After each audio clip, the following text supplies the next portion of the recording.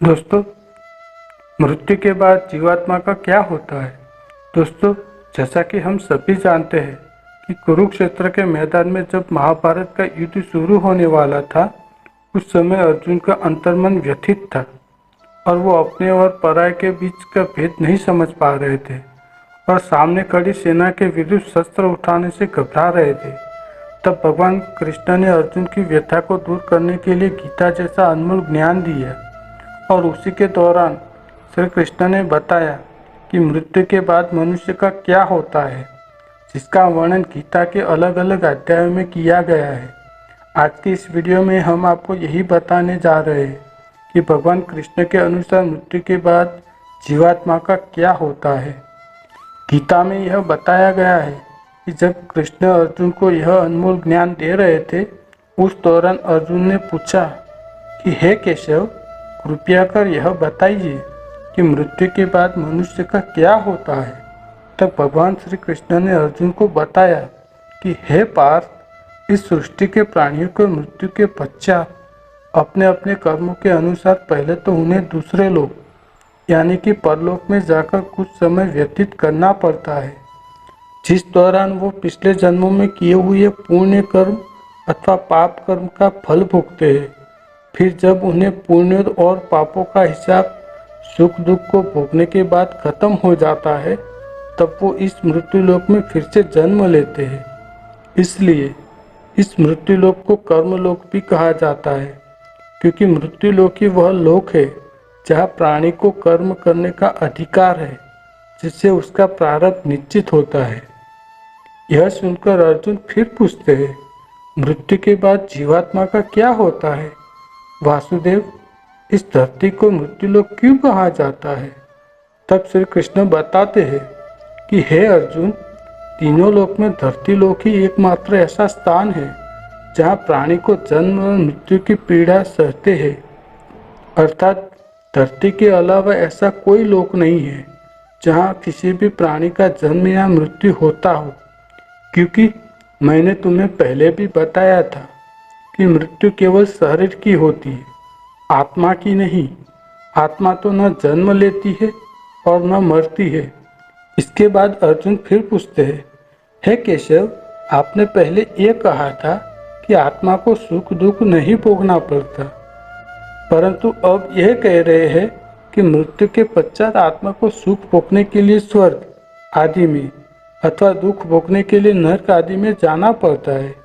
इसका अर्थ तो ये हुआ कि आत्मा को केवल पृथ्वी पर ही सुख दुख नहीं भोगने पड़ते, बल्कि स्वर्ग अथवा नरक में भी आत्मा को सुख या दुख भोगने पड़ते हैं। अर्जुन के मुख से ऐसी बातें सुनकर भगवान श्री कृष्ण मुस्कुराते हुए कहते हैं, हे कौन्ते, ऐसा मैंने कब कहा। मैं तो तुम्हें पहले ही बता दिया है कि आत्मा को कहीं किसी भी स्थान पर या किसी काल में सुख दुख छू भी नहीं सकते, क्योंकि आत्मा तो मुझ अविनाशी परमेश्वर का दिव्य स्वरूप है। क्योंकि हे अर्जुन, परमेश्वर अर्थात मैं माया के अधीन नहीं, बल्कि माया मेरे अधीन है और सुख दुख तो माया की रचना है। और यही कारण है कि जब माया मुझे अपने घेरे में नहीं ले सकती, तो फिर तुम ही बताओ, ऐसे में माया के रचे हुए सुख और दुख मुझे कैसे छू सकते हैं। तुम्हें ये भी बता दो कि सुख दुख तो केवल शरीर के भोग है, आत्मा के नहीं। उसके बाद अर्जुन कहते हैं, हे नारायण, मैंने मान लिया कि सुख दुख केवल शरीर के भोग है, आत्मा के नहीं, परंतु जो शरीर उनको भोगता है उसकी तो मृत्यु हो जाती है, वो शरीर तो आगे नहीं जाता। फिर स्वर्ग अथवा नरक में सुख दुख भोगने कौन जाता है। तब भगवान श्री कृष्ण अर्जुन से कहते हैं, हे पांडव पुत्र अर्जुन, इसके लिए तुम्हें सबसे पहले ये समझना होगा कि जीवात्मा है क्या। हे पार्थ, जब किसी की मृत्यु होती है तो वास्तव में कपड़ा रूपी जो अस्थूल शरीर है, केवल उसी की मृत्यु होती है, और शरीर के अंदर जो सूक्ष्म शरीर है वो नहीं मरता। वो सूक्ष्म शरीर आत्मा के प्रकाश को अपने साथ लिए मृत्यु लोक से निकलकर दूसरे लोकों में चला जाता है। उसी सूक्ष्म शरीर को जीवात्मा कहते हैं। यह सुन अर्जुन श्री कृष्ण को बीच में टोकते हुए पूछते हैं, हे माधव, इसका अर्थ तो ये हुआ कि जब आत्मा एक शरीर को छोड़कर जाती है तो साथ में जीवात्मा को भी ले जाती है। तब श्री कृष्ण मुस्कुराते हुए अर्जुन से कहते हैं, हे सखा, तुम जीवात्मा को जितना सरल समझते हो उसकी व्याख्या उतनी सरल नहीं है। इसलिए अब मैं जो कहने जा रहा हूँ उसे ध्यान से सुनो। हे अर्जुन, जैसे किसी भी तालाब से जल अपने आप उससे बाहर नहीं जाता, अगर कोई किसी बर्तन में भरकर उस तालाब के जल को लेके जाता है तो वह अलग दिखाई देता है। उसी प्रकार सूक्ष्म शरीर रूपी जीवात्मा उस आत्मा ज्योति के टुकड़े को अपने अंदर रखकर अपने साथ ले जाता है। यही जीवात्मा की यात्रा है जो एक शरीर से दूसरे शरीर में, एक योनि से दूसरे योनि में विचरती रहती है। इसके अलावा हे अर्जुन, जीवात्मा जब किसी शरीर को छोड़कर जाती है तो उसके साथ उसके पिछले शरीर की वृत्तियाँ, उसके संस्कार और उसके भले कर्मों का लेखा जोखा, अर्थात उसके प्रारब्ध सूक्ष्म रूप के साथ जाती है। भगवान श्री कृष्ण के मुख से ऐसी बातें सुनकर अर्जुन को कुछ संतुष्टि मिलती है, परंतु उनका चित्त फिर भी शांत नहीं होता और वे पुनः श्री कृष्ण से पूछते हैं, हे मधुसूदन, लेकिन मृत्यु के बाद जीवात्मा का क्या होता है? तब श्री कृष्ण अर्जुन को बताते हैं, हे धनंजय, मानव शरीर त्यागने के बाद मनुष्य को अपने प्रारब्ध के अनुसार पापों और पुण्य को भोगना पड़ता है। इसके लिए भोग योनियाँ बनती है जो दो प्रकार की है, उच्च योनियाँ और नीच योनियाँ। जो मनुष्य जीवित रहते पुण्य कर्म करता है उसकी जीवात्मा उच्च योनियाँ में स्वर्ग में रहकर अपने पुण्य भोगता है, और पाप करने वाले मनुष्य की जीवात्मा नीच योनियों यानी कि नरक में रहकर अपने पापों को भोगता है। कभी ऐसा भी होता है कि कई प्राणी स्वर्ग नरक का सुख दुख पृथ्वी पर ही भोग लेते हैं। यह सुनकर अर्जुन आश्चर्यचकित होता है और उनसे पूछते हैं, हे नारायण, परंतु कोई भी मनुष्य पृथ्वी लोक पर कैसे स्वर्ग या नरक का सुख दुख भोग सकता है? तब भगवान श्री कृष्ण कहते हैं, हे अर्जुन, जैसे कोई मनुष्य सभी तरह से संपन्न है, अर्थात ऐसा मनुष्य जिसकी सेवा करने के लिए कई दास दासियां हर समय खड़ी रहती है, परंतु एक दिन अचानक उसका जवान बेटा किसी कारणवश मृत्यु को प्राप्त हो जाता है जिसे वह सबसे अधिक प्रेम करता था। ऐसे में उस मनुष्य पर दुखों का पहाड़ टूट पड़ता है और संसार की हर वस्तु उस मनुष्य के पास होने के बावजूद भी वह मरते दम तक दुखी रहता है। अर्थात हे पार्थ, जब तक मनुष्य का जवान बेटा जीवित था तब तक उस मनुष्य ने सुख भोगे, वो स्वर्ग के सुखों की भांति थे, और पुत्र की मृत्यु के बाद उसने जो दुख भोगे वो नरक के दुखों से बढ़कर थे। और इसी तरह मनुष्य को संसार में रहकर भी अपने पिछले जन्मों के सुख दुख को भोगना पड़ता है। उधर अर्जुन भगवान श्री कृष्ण की बातें सुनकर मंत्रमुग्ध हो जाते हैं।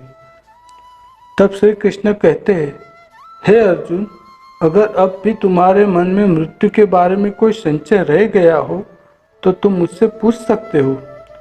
तब अर्जुन भगवान श्री कृष्ण को प्रणाम करते हुए पूछते हैं, हे भगवान, अब यह बताइए कि मनुष्य अपने पुण्य को किन किन योनियों में और कहाँ भोगता है? तब कृष्ण बताते हैं, हे कौन्तेय, पुण्यवान मनुष्य अपने पुण्य के द्वारा किन्नर, गंधर्व अथवा देवताओं की योनियां धारण करके स्वर्गलोक में तब तक रहता है जब तक कि उसके पुण्य क्षीण नहीं हो जाते। अर्थात कि प्राणी के हिसाब में जितने पुण्य कर्म होते हैं उतनी ही देर तक उसे स्वर्ग में रखा जाता है, और जब पुण्य के फल की अवधि समाप्त हो जाती है तो फिर उसे पृथ्वीलोक में वापस आना पड़ता है और मृत्युलोक में पुनर्जन्म धारण करना पड़ता है। यह सुनकर अर्जुन ने कहा, परंतु स्वर्गलोक में मनुष्य के पुण्य क्यों समाप्त हो जाते हैं? वहाँ जब मृत्यु के बाद जीवात्मा का क्या होता है?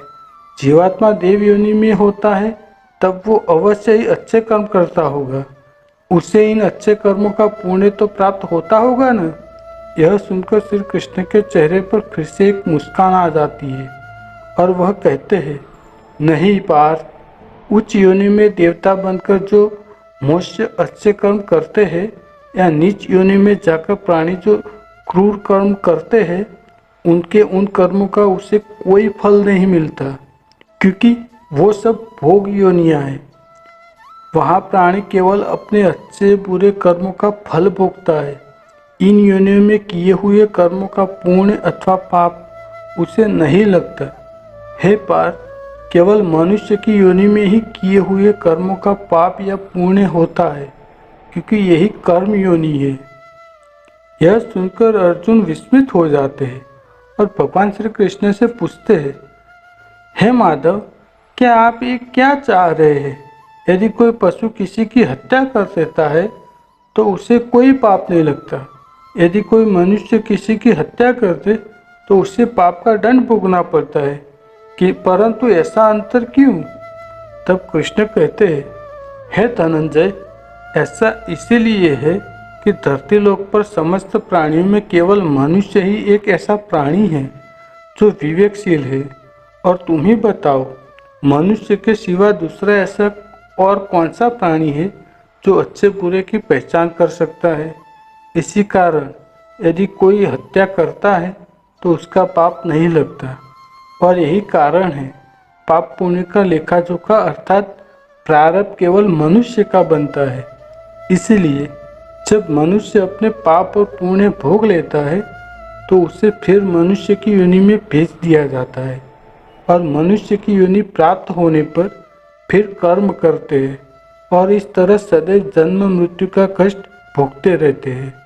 भगवान श्री कृष्ण के ऐसे दिव्य वचन सुनकर अर्जुन पूछते हैं, हे केशव, ऐसा कोई स्थान नहीं है जहाँ से जीवात्मा को लौटकर आना ना पड़े, अर्थात उसे जन्म मरण के चक्र से मुक्ति मिल जाए?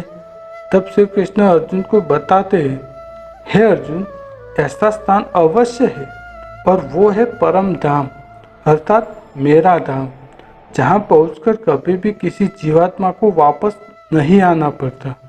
अर्थात जो जीवात्मा अपने पुण्य कर्मों द्वारा मुझ में समाहित हो जाता है उसे जन्म मरण के चक्र से मुक्ति मिल जाती है और इसी को मोक्ष कहा जाता है।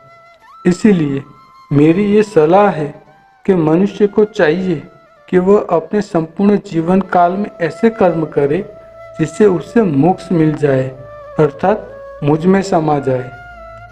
तो दर्शकों, भगवान श्री कृष्ण द्वारा कहे गए इन वचनों को जानने के बाद आपकी क्या राय है? नीचे हमें कमेंट कर अवश्य बताएं। और यदि आपको हमारी ये वीडियो पसंद आई हो तो इस ज्ञान की बात को अपने तक सीमित ना रखें, बल्कि अपने रिश्तेदारों और दोस्तों के साथ भी शेयर करें, ताकि उन्हें भी भगवान श्री कृष्ण द्वारा कही गई बातें जान सके। आज की वीडियो में इतना ही। अब हमें इजाज़त दें। अगर हाँ, आप हमारे चैनल में नए हैं तो ऐसी ही वीडियो देखने के लिए हमारे चैनल को अभी सब्सक्राइब करें। अंत तक वीडियो देखने के लिए आपका बहुत बहुत धन्यवाद। जय श्री कृष्ण। राधे राधे।